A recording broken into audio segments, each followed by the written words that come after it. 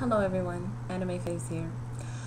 So, um, I've been watching CNN, of course, as usual, and I saw Dr. Laura's response to this whole controversy surrounding her. Now, as you can recall, before I've made a video when it first happened, and I didn't really see how anybody could accept her apology the first time.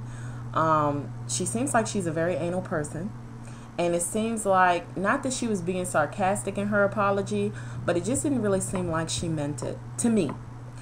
And she just seems like a very snide, very rude, very anal person. So if I was Jade, which we now know the woman's real name, I've actually forgotten that quick, and I didn't write it down. But if I was a caller, I wouldn't have accepted her apology. And I didn't accept the apology that she made on the radio the following day. So now she has come on CNN. Last week she came on CNN. She came on Larry King. She talked to this other guy that's pretty mean on CNN. Did an interview with him early in the evening. And she was defending herself. So it's kind of like I'm lost, because most hypocrites like you would actually they would actually apologize and then just step out of the limelight for a while and keep their mouth shut. This woman apologizes, then goes back, and she doesn't take the apology back. She says, oh yeah, we're still saying the N-word is wrong, blah, blah, blah, blah. But she comes out and defends herself. She's still defending herself like there was any part of that conversation that was acceptable. And it's just so funny to me because, as I've said before, it wasn't really the viewpoint that she had on most of the stuff that she said, but it was the way she said it. Just the way she carries herself, period. It just disgusts me, to be honest. Especially ever since I've seen how she's now defending herself and the things she said on Larry King. It just disgusts me, because you're defending something that you can never defend.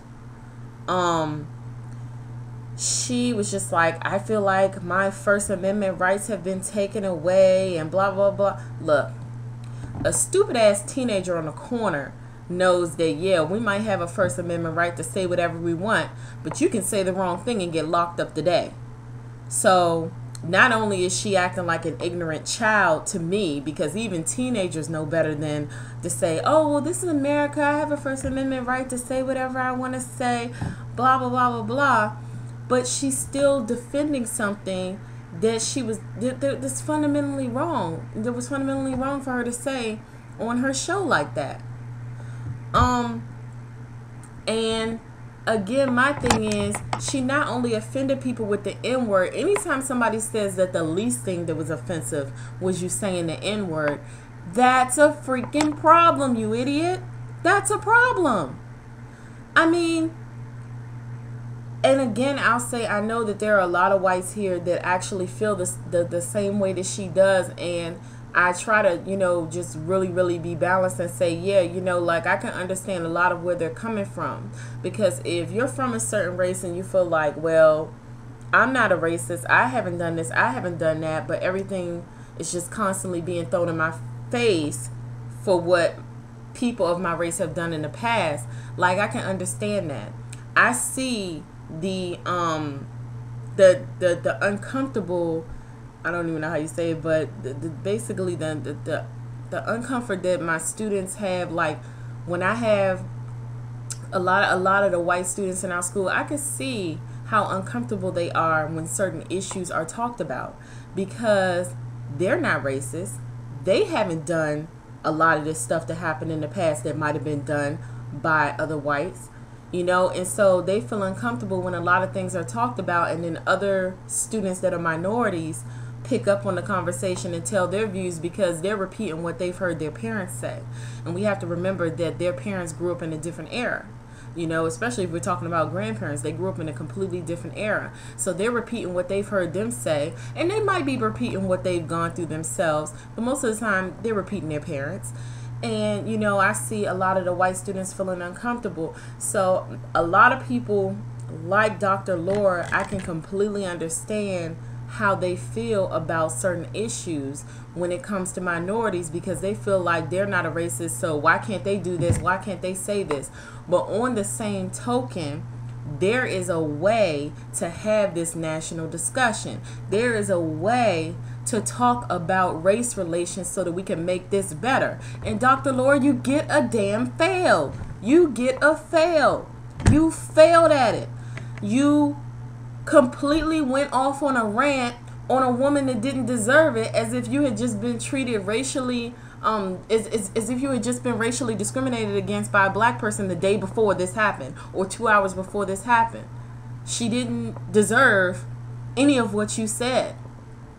And if you had said it in context and actually tried to help this woman instead of going off on your own little rant, none of this crap would have happened. And now you have the nerve to stand on national television and defend yourself, like as if there's anything to defend. I'm going to take myself off of the radio station at the end of the year, because I feel like my First Amendment rights are being taken, but in no way am I retiring. And no, you need to retire. You need to go curl up in the corner of your house and go think about your views and think about the way you feel about certain issues. All of us have racist views at our core. It's something that you have to work on. It's something we need to have a national conversation on. It's something that we need to work out together.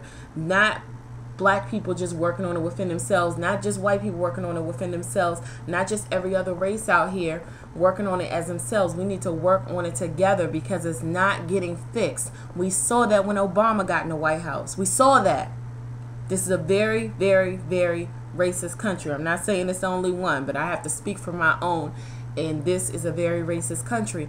So if we're going to fix the problems that we have, we need to fix them together. And Dr. Laura, you get a fail for your chance at helping a national conversation get better on race relations. So at any rate, those are my views on Dr. Laura's apology and on her national defense of herself. So you guys rate, comment, sub if you like it. Hope you have a nice day.